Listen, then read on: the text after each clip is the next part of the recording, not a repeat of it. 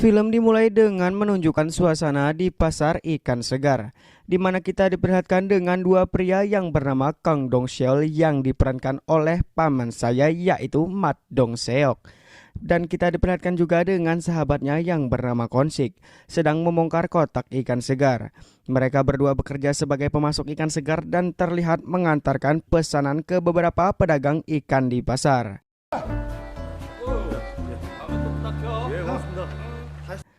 Tidak lama kemudian, terjadilah keributan yang disebabkan oleh beberapa orang dari perwakilan Merhen Union yang membebankan biaya perawatan Merhen karena menunggak. Seorang perwakilan serikat pekerja terlihat mendorong dan menyuruh pedagang untuk pergi jika dia tidak membayar. Konsik melihat ini menggerutu pada Dongsul bahwa perwakilan Merhen Guild belum membayar gaji mereka. Namun, saat kelompok melewati Konsik dan Dongsul, mereka menundukkan kepala untuk menghormati. Tidak lama kemudian, Dongsul menerima panggilan telepon dari seorang pria dan mereka berdua bergegas pergi menemui pria itu. Dongsul dan Kyonsik kemudian bertemu ketua part dan seorang pria bernama Lee yang ingin menawarkan investasi kepiting dengan Dongsul. Setelah melihat kepiting untuk berinvestasi, Dongsul dan Kyonsik akhirnya tertarik untuk menginvestasikan uang mereka ke Lee dan ketua part. Sementara itu, istri Dongsul yang bernama Jisoo terlihat memberi makan dan berbicara dengan seorang laki-laki tua di panti jompo. Selain bekerja di panti jompo, Jisoo bekerja di restoran untuk mendapatkan uang tambahan. Karena terlalu sibuk dengan pekerjaannya, Jisoo baru saja makan malam di mobil saat pulang bersama suaminya. Dalam perjalanan pulang, Dongsul memberitahu istrinya tentang investasi kepiting yang ditawarkan kepadanya. Namun, Jisoo segera memperingatkan suaminya karena mereka telah ditipu beberapa kali oleh investasi penipuan atau yang biasa disebut investasi bodong. 박 사장 형 있잖아. 그 형 오랜만에 전화 와가지고 잠깐 차. 돈 있고 살아있고 어떻게 됐냐고. 그리고 난데없이 아프리카에서 Sementara itu, sekelompok gangster dan rentenir yang dipimpin oleh Gitai mencoba untuk memaksa membuka pintu di sebuah apartemen. Setelah pintu berhasil dibuka, Gitai dan sekelompoknya mulai menyiksa penghuni apartemen. Seorang pria paruh baya bernama Kim yang tidak bisa membayar hutangnya kepada Gitai. Ketika Gitai hendak membunuh Kim untuk mendapatkan uang asuransinya, putri Kim yang bernama Soyung tiba di tempat itu dan sangat terkejut melihat Gitai dan anak buahnya yang menyiksa ayahnya.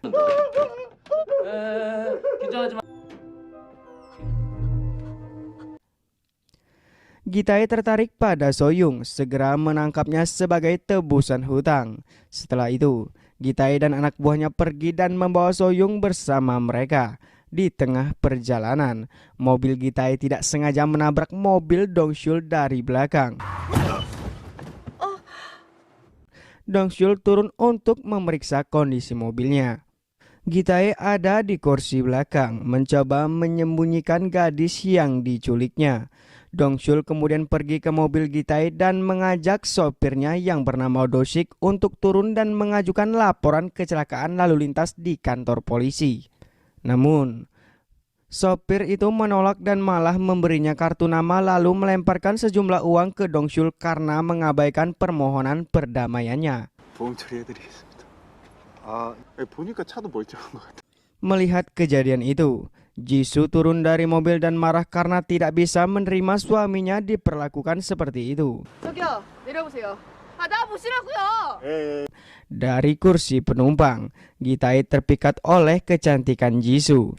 Lalu Gitai turun dari mobil menendang dan memukuli sopirnya dan kemudian memintanya untuk meminta maaf kepada Dongsul. Setelah itu, Gitai pergi dari sana.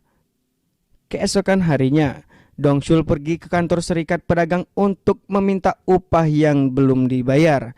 Dengan berat hati, ketua Kang memberinya uang yang tidak sesuai dengan upah yang dijanjikan. Setelah itu, Dongsul pergi ke toko serba ada bersama Konsik untuk makan siang.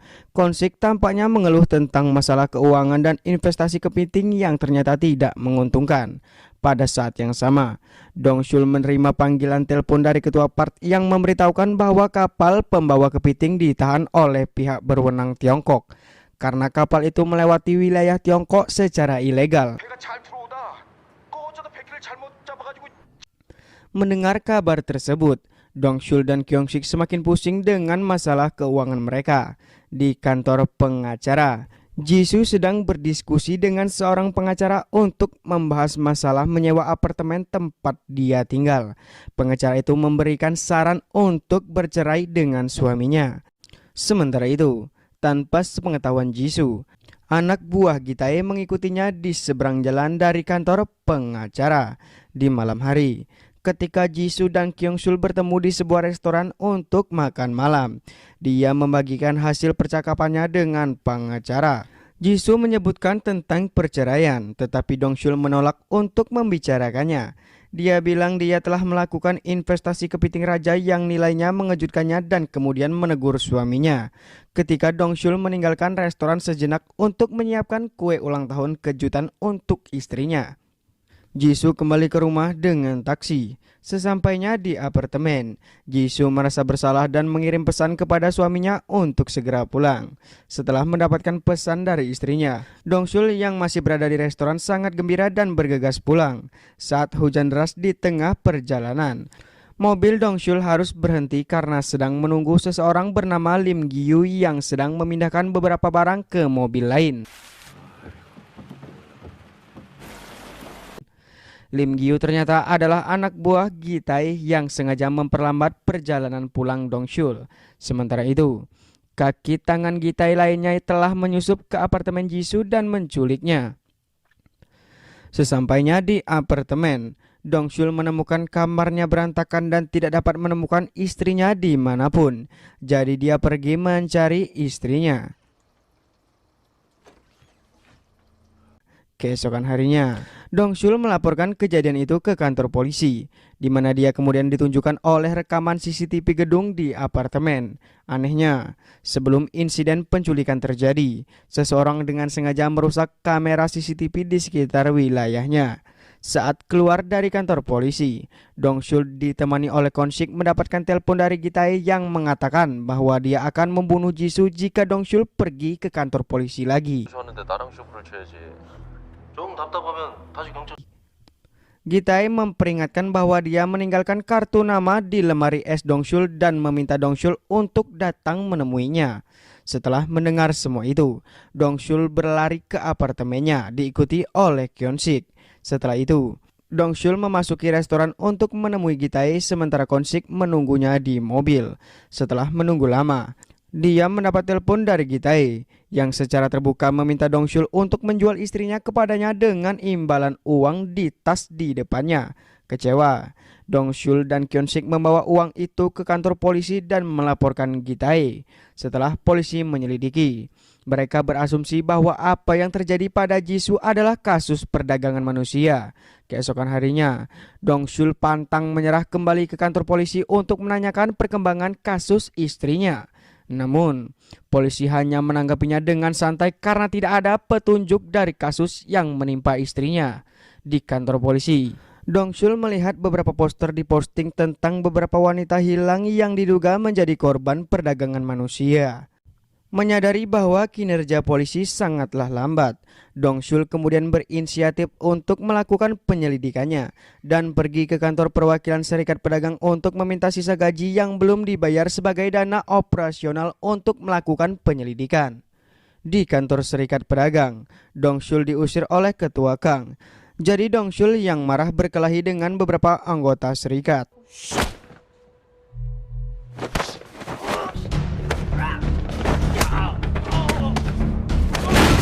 Setelah melihat beberapa anak buahnya kalah melawan Dong Shul, Ketua Kang akhirnya memberinya sisa gajinya.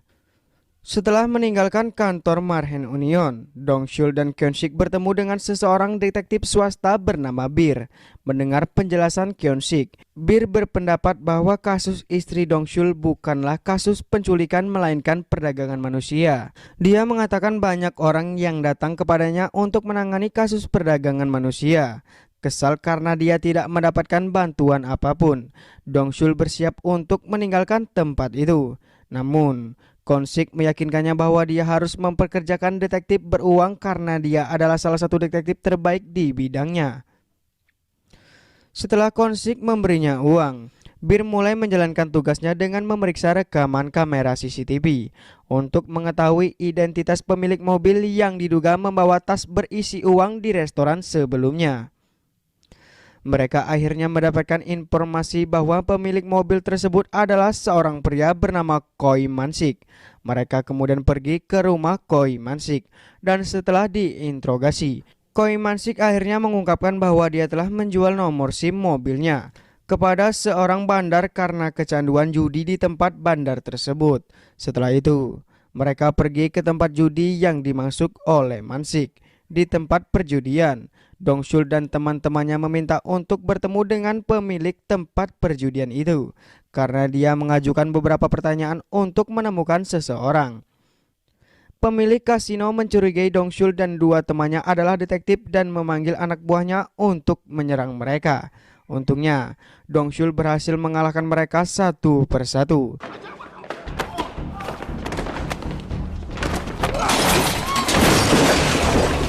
Yang membuat pemilik tempat judi akhirnya memberinya informasi yang dia butuhkan. Di malam hari, Dongsul mengunjungi klub malam. Menurut kartu nama yang diberikan kepadanya oleh wanita yang memiliki tempat perjudian. Namun, kartu namanya sudah tua dan pemilik klub malam telah berubah. Dalam perjalanan pulang, Dongsul melihat seseorang pria menurunkan gadis-gadis cantik dari mobil. Setelah mereka memasuki klub malam, Dongsul penasaran dengan mobil dan mengintip melalui jendela mobil. Dia melihat kartu nama di dalam mobil yang sangat mirip dengan yang dia temukan di kulkas apartemennya. Dongsul ingat bahwa wajah pria itu mirip dengan wajah orang yang menghalangi perjalanannya ketika dia kembali ke apartemennya. Ketika Lim Gyu telah kembali ke mobilnya, Dongsul berjalan dan memintanya untuk keluar dari mobil. Lim Gyu menyadari bahwa Dongsul datang untuk bertanya tentang Gi-tae. Segera melarikan diri.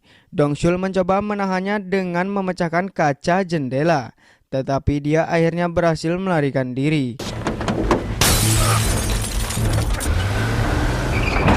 Tidak lama kemudian, Dongsul menerima telepon dari kantor polisi yang memberitahukan bahwa mereka telah menemukan tubuh seorang wanita yang wajahnya mirip dengan Jisoo. Dongsul bergegas ke kantor polisi dan setelah memeriksa foto-foto detektif polisi, dia memastikan bahwa wanita di foto itu bukanlah Jisoo. Pada saat yang sama, rekan detektif lain memeriksa komputernya dan mengatakan bahwa mayat yang mereka temukan adalah Lee Yeon-jeong, seorang wanita yang dilaporkan hilang 2 tahun yang lalu. Beberapa hari kemudian, Dongsul dan Kwon-sik bertemu Bir di sebuah kafe. Berdasarkan hasil investasi Bir, suami Lee Yeon-jeong yang bernama Choi Jun-yeon menyerahkan diri setelah jenazah istrinya ditemukan karena merasa bersalah menjual istrinya ke geng Gi-tae. Pada pemakaman Lee Yeon-jeong, Dongsul dan Kwon-sik berbicara dengan Choi Jun-yeon. Setelah itu, Choi Jin-yeon memberinya catatan yang mungkin menjadi petunjuk bagi Dongsul untuk menemukan istrinya. Ketika Dongsul dan Kwon-sik sedang memeriksa catatan Choi Jun-yeon di dalam mobil, tiba-tiba Choi Jun-yeon jatuh dari atas gedung dan meninggal seketika. Tidak lama kemudian, Dongsul mengunjungi kantor rentenir dari kartu nama di catatan Choi Jun-yeon. Kartu nama itu ternyata sama dengan yang diterima dari pengemudi yang menabrak mobilnya. Dongsul kemudian menyeret Do-sik keluar dari kamarnya dan membawanya ke tempat detektif beruang untuk diinterogasi. Di tempat lain, Gi-tae berbalik untuk melihat Dongsul menyeret Do-sik menjauh dari kamera CCTV. Gi-tae membuat panggilan video dengan Dongsul dan menunjukkan kondisi Jisoo yang diikat. Dia memberitahu Dongsul untuk membunuh Do-sik jika dia ingin melihat Jisoo bertahan. Melihat Jisoo disiksa oleh Gi-tae, Dongsul mencekik leher Do-sik sehingga dia lemas dan tak sadarkan diri. Setelah melihat Do-sik mati, Gi-tae meminta Dongsul mengembalikan uang itu jika dia ingin Jisoo dibebaskan. Ketika panggilan selesai, Dongsul membangunkan Dusik yang baru saja pingsan dan meminta informasi lebih lanjut darinya. Dongsul mulai merencanakan untuk mencuri kembali uang Gitae di kantor polisi. Ketika mereka sampai di kantor polisi, Bir dan Kyonsik menyamar sebagai jaksa. Namun, rencana mereka tidak berjalan dengan baik karena polisi mulai mencurigai gerakan mereka sampai petugas polisi mengarahkan senjatanya ke keduanya. Mengetahui bahwa penyamaran kedua temannya telah terungkap, Dongsul berinisiatif meledakkan mobil salah satu detektif polisi untuk mengalihkan perhatian. Akhirnya, mereka berhasil kabur dengan membawa uang. Di suatu tempat, beberapa wanita korban penculikan terlihat ditawan oleh Gitae dan anak buahnya. Gitae sangat marah dengan Lim Gyu dan memukulinya dengan tongkat baseball karena menganiaya salah satu wanita yang mencoba melarikan diri. Tidak lama kemudian, Gitae menerima kabar dari Dongsul bahwa mereka berhasil mendapatkan uang kembali. Mendengar ini, dia mengundang Dongsul untuk menemuinya di tempat persembunyiannya. Setelah menutup telepon, Gitae meminta anak buahnya untuk membunuh Dongsul setelah mendapatkan uangnya kembali. Pada saat yang sama, Dongsul rupanya memberitahu polisi tentang lokasi pertemuannya dengan Gitae. Melihat keadaan bangunan yang sepi, Jisoo dan temannya mencoba melarikan diri melalui jendela. Sayangnya, hanya Jisoo yang berhasil melarikan diri karena Lim Gyu menangkap temannya setelah mendengar keributan dari ruangan tempat mereka ditahan. Jisoo yang berhasil keluar memberhentikan taksi yang melintas di area tersebut dan memintanya untuk dibawa ke kantor polisi.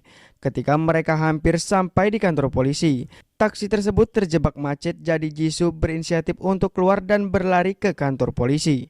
Namun, sebuah mobil berhenti di persimpangan jalan dan Gitae keluar untuk menangkapnya. Sesampainya di tempat pertemuan, Dongsul menghajar anak buah Gitae, Lim Gyu yang berada di sebuah ruangan, mendengar keributan di luar dan bergegas untuk memeriksanya. Tapi dia malah dipukuli oleh Dongsul.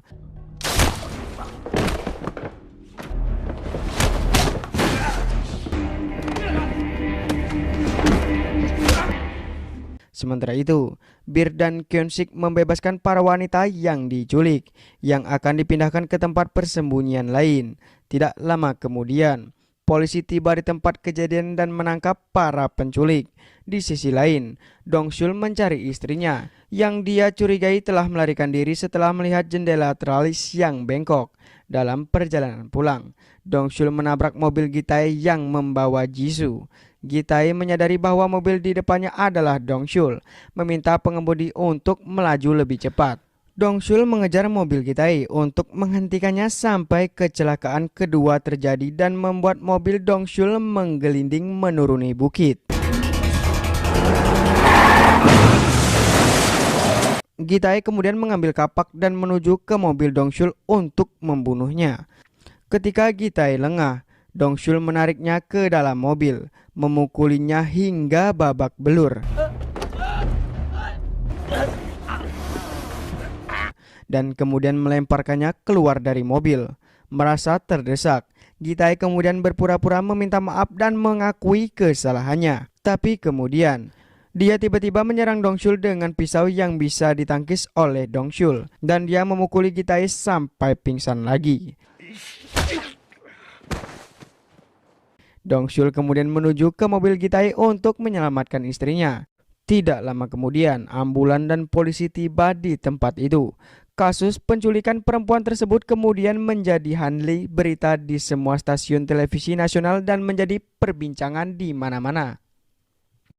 Selain itu, sebuah acara televisi melaporkan bahwa kapal yang membawa kepiting telah dibebaskan oleh otoritas Cina dan diperkirakan akan segera tiba di Korea Selatan. Di akhir film, Dongsul dan Jisoo ditampilkan mengunjungi restoran kepiting Konsik dan Bir. Di tempat itu, Dongsul merayakan ulang tahun Jisoo dengan menyantap hidangan kepiting bersama sahabatnya. Dan film pun tamat.